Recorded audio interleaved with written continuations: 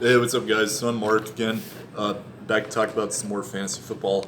So, in the last two videos, what I've done is I've made a fantasy free agency reaction to the quarterback moves so far this offseason and the running back moves so far this offseason.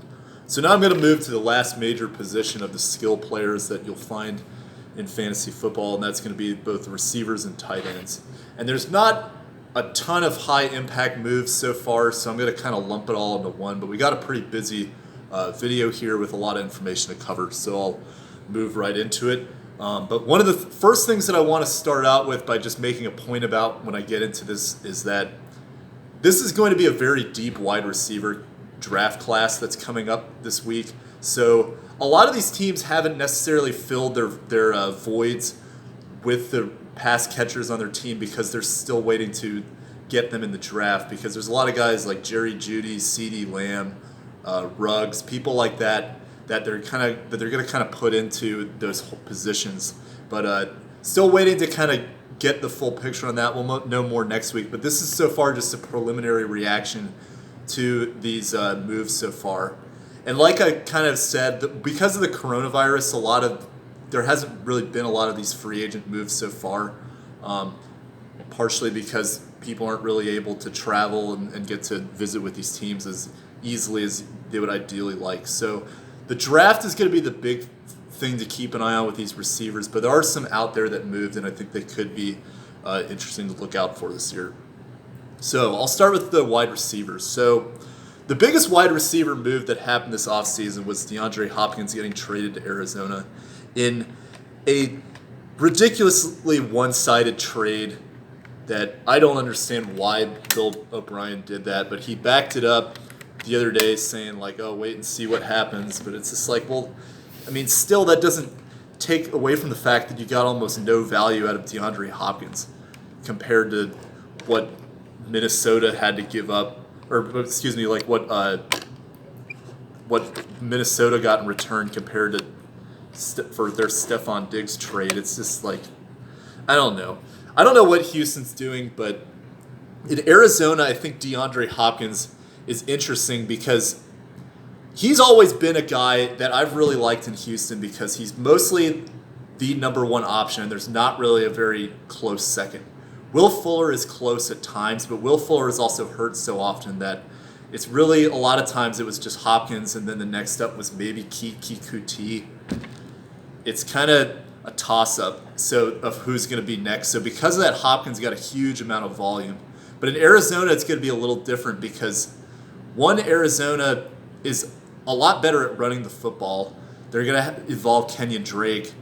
And then the other thing is that you still have Larry Fitzgerald there, which is going to take away some of his targets. And Christian Kirk is a guy that a lot of people have kind of forgotten about, but he's still an up-and-coming receiver too. So DeAndre Hopkins, I'm not by any means saying is going to drop off a cliff or anything like that, but I would say that I might not necessarily expect to see top-end numbers. I think that he's still probably going to be a top 5 receiver, but I don't think he's going to be in the discussion for the number 1 receiver as he's been in some years past.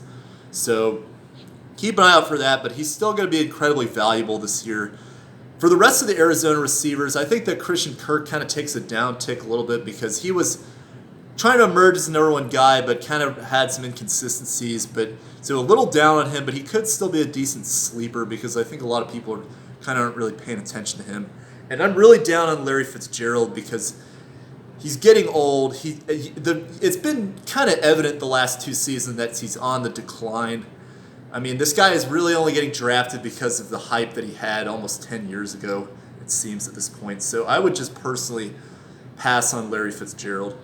I'll get into more of that later on, but yeah, that's how I see the effects of the Arizona receivers. I'm going to do that with all these free agents. And then now for the team that lost DeAndre Hopkins, the Houston Texans. And that takes us to the next set of receiver moves, which they made a bunch. They're one of the most active teams so far this offseason. So they signed Randall Cobb to a 3-year, $27 million contract. They also got Brandon Cooks, and in a trade with the Los Angeles Rams. So in terms of overall impact of these Houston receivers now, you have Randall Cobb it was massively overpaid. Brandon Cooks, who has a ton of concussions in his history, I don't know really if he's going to ever be the same health-wise. And then you got Will Fuller, who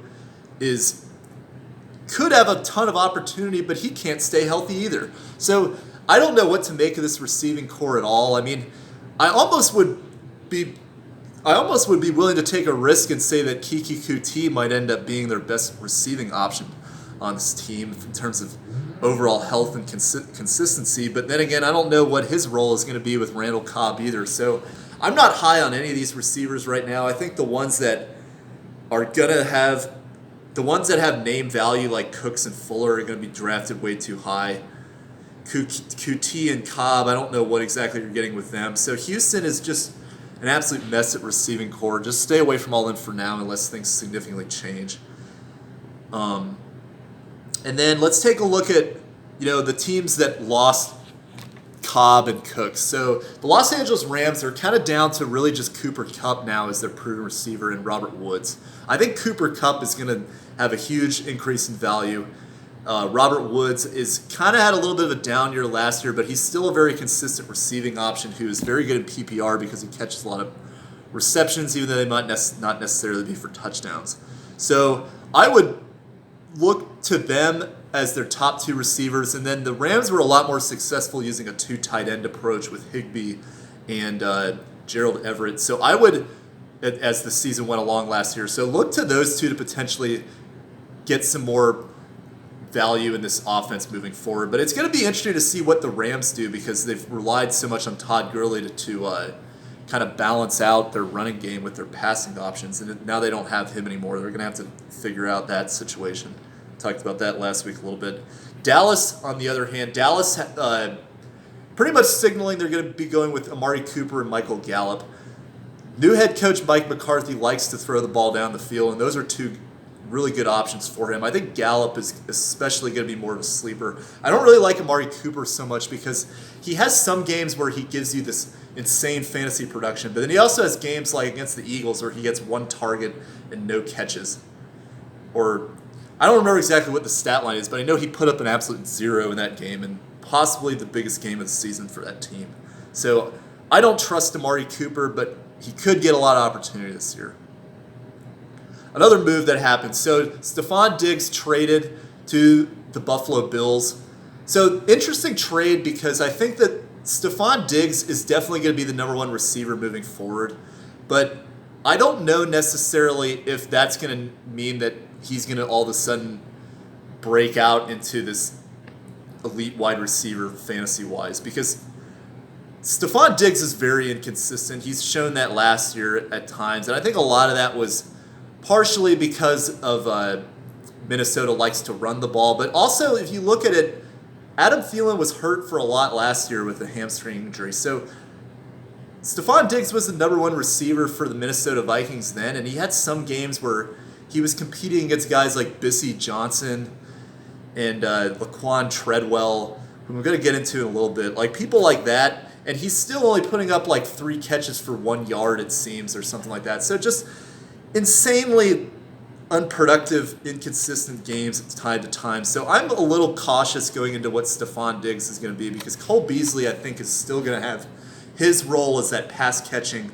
slot receiver for the Bills. And Josh Allen likes to run the ball when he gets into trouble, not necessarily bomb it down the field. So I'm a little cautious about Stefon Diggs. For the Minnesota Vikings, I think that this definitely helps Adam Thielen's value going forward. I think Adam Thielen is pretty much locked and loaded as Kirk Cousins' top option. But again, this is going to be a team that's going to try to run the ball. They're utilizing tight ends a lot last year. So receiver production, I don't necessarily see somebody stepping in to fill Stefon Diggs' void. Unless for some reason they trade for Odell, like the rumors have kind of been going around. Other moves. So Emmanuel Sanders signs with the New Orleans Saints, 2 years, $24 million. I do like his potential value with the Saints. He's kind of stepped in now as number 2 receiver. The other one is Michael Thomas, who's clearly going to be the number 1 wide receiver in fantasy football, drafted this summer, I believe. But I still am a little concerned about Emmanuel Sanders in terms of his hype. A lot of people know him because of his years with Denver, his year last year with the San Francisco 49ers. So is he going to potentially get drafted too high? But still, this is a great offense, and he's got a lot of opportunities. So Sanders is a pretty good sleeper that you can get potentially as your wide receiver 3 or 4 middle of the draft. San Francisco, on the other hand, so losing Emmanuel Sanders, I think this is showing that they're going to be moving forward with Deebo Samuel. There's rumors that they need another receiver in the draft, but I think this is more ESPN trying to create topics of discussion. But Deebo Samuel showed a lot of promise last year. But either way, San Francisco is one of those teams. They like running the ball. They already got George Kittle, who's a pretty secure elite tight end for them. So they're not necessarily going to be throwing out these sets of 4 receivers and stuff like that, trying to win games that way, because that's generally not what they did last year. And I think that Deebo, if anything, is going to be the benefactor from Sanders leaving, but not a whole lot else. Another interesting move. So Robbie Anderson, who's been a very up and down, sometimes amazing, sometimes horrific receiver with the New York Jets, he goes to Carolina. And Carolina, their number 1 receiver, it's going to be DJ Moore. Curtis Samuel is number 2, but he's kind of not necessarily lived up to that hype. Robbie Anderson, I think, slots in as the wide receiver 2, but the question is that Robbie Anderson is a guy that relies on deep bomb touchdowns, and my question is, can Teddy Bridgewater do that? And really, are the Panthers even going to do that anyway, because they've got Christian McCaffrey? DJ Moore, I think, is a more elite level prospect wide receiver who's going to probably be getting the downfield targets anyway. So I'm a little concerned about Robbie Anderson given his inconsistency history. He is a decent option. This is an okay situation for him, but honestly, I kind of liked the situation more if he had just stayed in New York. I think he would have probably been the number 1 wide receiver moving forward with that team, but we'll see how it goes, but especially with no OTAs, possibly because of coronavirus, I'm not really looking to draft Robbie Anderson. He could potentially be fool's gold. The Jets, so interesting. The Jets, with losing Robbie Anderson now, their number 1 receiver, it's a competition between Quincy Enunwa and Jamison Crowder, which those guys are way past their prime. They also got Josh Doxson that they recently signed, who he is another first round talent that is basically flamed out with the Washington Redskins. But they did sign Breshad Perriman from Tampa Bay, who had a few good games at the end after Chris Godwin and Mike Evans got injured. So is this a sleeper situation where Breshad Perriman could step in and potentially steal the number 1 targets for the Jets? He's only actually 26 years old. I was surprised to see that. So he could be there, but then again, this is a situation where I could see the Jets going for an elite receiver like Jerry Jeudy or CeeDee Lamb, and I think if that's the case, they step in as the number 1 option for this team. But so pay attention to what the Jets do in the draft, but right now their receiving core is looking pretty slim. So, and this is going to be what I eventually talk about, void-filling opportunities with these younger prospect receivers that are rookies. I think this is one of those situations that could be like that in 2020. Last year, there was the classic example of that was the Redskins with 3rd-round receiver Terry McLaurin. Not many people expected him, but when you're competing for snaps against guys like Paul Richardson, then there's going to be opportunity. So Tampa Bay, Perriman was kind of a minor piece there. I'm not really going to talk about that much. So other minor moves that kind of happened in the wide receiver transactions this offseason. So Carolina also signed Seth Roberts and Pharaoh Cooper. Those guys are going to be competing for the 4th, 5th receiver, maybe even the team, so just don't even draft them. Devin Funchess signed with the Green Bay Packers. I don't like that at all. Devin Funchess is going to be one of those guys that you're going to see on the draft boards oh, I know that guy. He used to play with Cam Newton. And then he's going to get taken too high.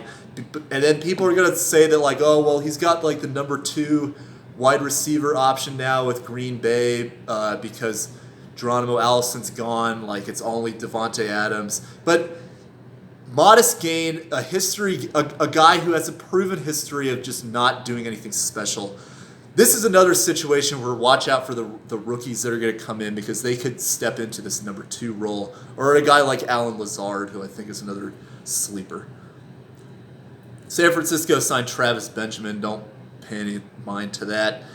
Detroit signed Geronimo Allison, who I just mentioned, as well as Jeremy Davis, who was a receiver for the Chargers. Allison could be interesting, but I think that it's going to still be... He's an up-and-down guy. He can't really stay healthy. Could have a lot of opportunity, but I don't really know if I trust him. Las Vegas signed Nelson Aguilar. That is an interesting one. I think he steps in as probably the third receiver behind Hunter Renfrow and Tyrell Williams. But he could be a good flyer guy. He's had some productive games with Philadelphia. Atlanta signed Laquan Treadwell, a guy like Doxson, who is basically a first-round bust. Didn't really ever get his footing in Minnesota. But, Atlanta, you've got Matt Ryan. You've got some good receivers around you like Julio and Calvin Ridley. Maybe he could step in as the third receiver, but the odds are against him at this point. He's kind of considered damaged goods, I believe. Seattle signed Philip Dorsett. Dorsett is... I don't like him going to Seattle. I don't think he's going to have much value there at all. But I think the bigger news out of that is that N'Keal Harry for the Patriots. Now the Patriots, now they lose Dorsett. Depending on what happens to Julian Edelman, N'Keal Harry could be a steal. I think a lot of people are down on Patriots receivers because that's the rumor of why Tom Brady left, is because he didn't have anybody to throw to. But N'Keal Harry is a first-round target prospect. Had some decent games last year. So with Jared Stidham, who's his draft classmate, maybe they can develop some kind of chemistry. We'll see what happens there. But could be a good sleeper to watch, especially as the season goes along. There's some other free agents out there. The only one that's one of the bigger names is Jermaine Kearse. But again, receivers, you're going for the younger guys. You're not going for these old veterans unless they're people that have proven histories. Probably would have already been signed by now. So I got 10 minutes. Let's talk about the tight ends. So the biggest tight end move this offseason was Austin Hooper going from the Atlanta Falcons to the Cleveland Browns. And to me, I don't know why Cleveland did this. You already got Njoku, who's a decent prospect, even though he hasn't really shown it. He's a great athlete, but he's been injured. He's probably still trying to get adjusted to the game. But now, what's going to happen with him? You got Kareem Hunt and Nick Chubb that are going to be competing for touchdowns. Supposing they still have Odell and Jarvis Landry, those are two great receivers. So Hooper now finds himself in a situation where he could be the fifth option at the goal line. I don't know if I like that. Hooper has always had a wildly inconsistent career up until last year when he popped, but I think a lot of that is because the Atlanta Falcons, their O-line was so bad last year, they just had to dump it off to the tight end because they didn't have time to get it down the field to Julio or Calvin Ridley. So I would avoid Austin Hooper. I would argue that he might not even be top 10 tight end because of other guys that could kind of slip in. So I'll take a look into that. It's a little bold of a take right now, but I'm just saying that this guy could be in for a down year, especially going to an environment like Cleveland, which is generally wildly mismanages players. Atlanta, on the other hand, so they got in a trade Hayden Hurst from the Baltimore Ravens. And Hayden Hurst is a decent tight end. He showed flashes of potential sometimes. It's crazy to think this guy was actually drafted before Lamar Jackson. How lucky is that they passed on Lamar Jackson once with the backup tight end, and then they managed to get him again at the end of the first round? That's crazy to me. But anyway, so he's got a good opportunity now. That tight end position is wide open for him. So I like him. He could be a sleeper. I think he's not going to get drafted too high. So a good guy to potentially keep an eye out if the big three tight ends, and I'm talking about Kelsey, Ertz, and Kittle, they all go. And then you're trying to find a back-end guy at the end of the draft. This guy could be one of them. Baltimore, I think Mark Andrews is definitely going up. He could potentially be joining the ranks of those three tight ends I just mentioned, potentially the fourth or fifth tight end. It's going to be close between him and Darren Waller, maybe some other flyer candidates as well. All right, and then back to wildly overrated players. Jimmy Graham signed with the Chicago Bears. And I guess, so Trey Burton is a free agent, so I think they're basically moving on from him. But, Chicago, that offense was horrible last year. I don't know what was going on. The only thing that was consistent about it was Allen Robinson. And Jimmy Graham has not been any good the last like 2 or 3 years anyway. So this is just an absolute no. Trubisky is still their quarterback, so I don't really trust any of these offensive pieces on this team. I would avoid him. Green Bay, so their tight end right now is Mercedes Lewis, but he was really not involved. They really did not use tight ends very much last year in general. They relied mostly on their running back duo of Aaron Jones and Jamal Williams. But keep an eye out for the draft because I think this team could also get a tight end in the draft too. All right, Eric Ebron. So he's switched teams from the Colts to the Pittsburgh Steelers. And I like this move because I think the Steelers really needing another veteran receiver to kind of help with that team. I think if Big Ben comes back strong, this guy could be a steal. But again, Ebron is another one of those guys that has up and down years, it seems. I think that this will help Juju as well because I think that Juju kind of struggled last year with really being the only kind of elite prospect on that offense, so they double teamed him a lot. And then when you have guys like Duck Hodges throwing the ball to him, like can't get the ball 20 yards down the field, then that's also going against you there.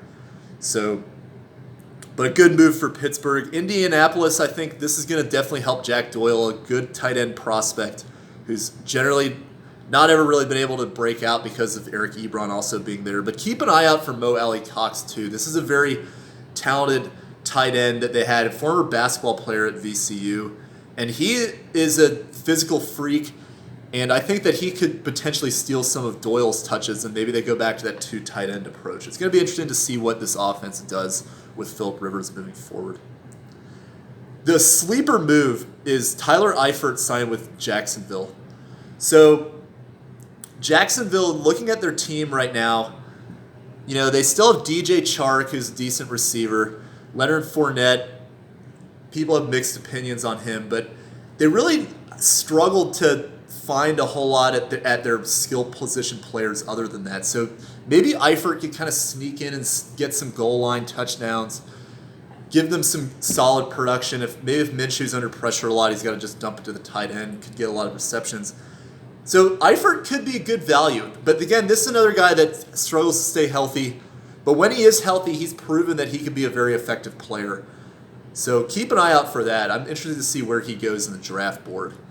Cincinnati, I'm interested to see what they do at tight end because right now their only real tight end that's proven is CJ Uzomah.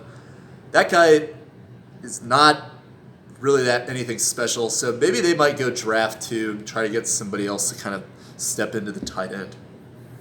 And then some other minor moves, and I'm putting this guy in the minor moves because he's basically done, is Greg Olsen. So first of all, he's going to Seattle, who's already got Jacob Hollister and Will Disley there. I don't know what's going to happen with that tight end mix. So, and then the other thing is that Greg Olsen has literally broken his foot, I think, like 4 years in a row. He might be like on the verge of like setting a record for most consecutive years of breaking your foot, but I don't even know. So I don't like this move at all. I think that, yes, he's going to get some. I think that he could have a good season, but this is a guy that because he has so much hype from his past, he's going to get taken way too high. I would just stay away from him, personally. Speaking of his old team, Carolina, they got Seth DeValve, who formerly played for Jacksonville. I wouldn't draft him at all. Washington, okay, so with guys like Darren Fells and Delaney Walker on the board, the Redskins decide to give a 2-year contract to Logan Thomas. Like, are you serious, man? And then they also signed Richard Rodgers, who's really his only catches seem to be the Hail Marys from Aaron Rodgers back when he was on Green Bay. So I don't know what my Redskins are doing.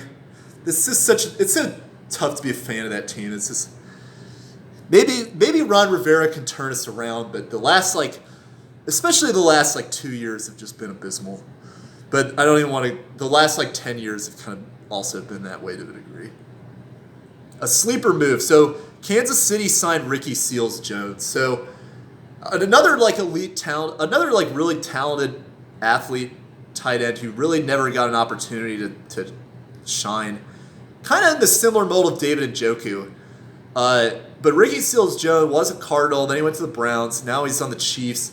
I don't think he's going to get a lot of opportunity there, but if anything were to happen to Travis Kelce, this could be a good guy to keep an eye on. And I think he's talented enough that maybe Mahomes could bring out some value in him. So keep an eye out for him. I wouldn't draft him, but just kind of see how things develop in the preseason. And then the biggest flop of them all, Jason Witten signing with the Las Vegas Raiders. So there's going to be people that draft Jason Witten because of his Cowboys years, and there's probably going to be even some people that decide to take him over Darren Waller because they don't know who he is. And that would just be so stupid.